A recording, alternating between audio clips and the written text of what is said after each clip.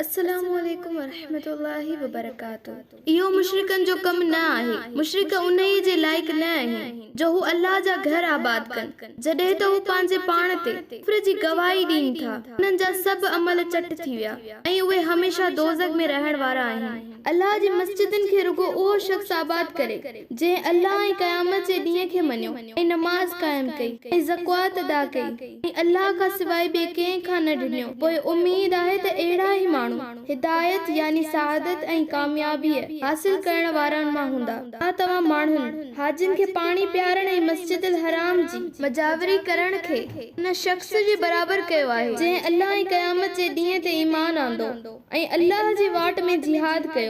अल्लाह वटि त उहे ई ॿई बराबर न आहिनि ऐं अल्लाह ज़ालिमनि यानी मुशरिकनि खे हिदायत न कंदो आहे जिन ईमान आंदो ऐं हिजरत कई, घर ॿार ऐं वतन छॾियो ऐं अल्लाह जी वाट में पंहिंजे मालनि ऐं पंहिंजे जाननि सां जिहाद कयो।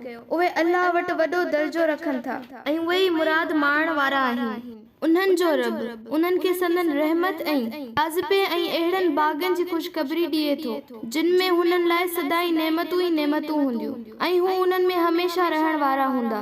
बेशक अल्लाह ई आहे जंहिं वटि नेकोकारनि लाइ वॾो अजुर आहे।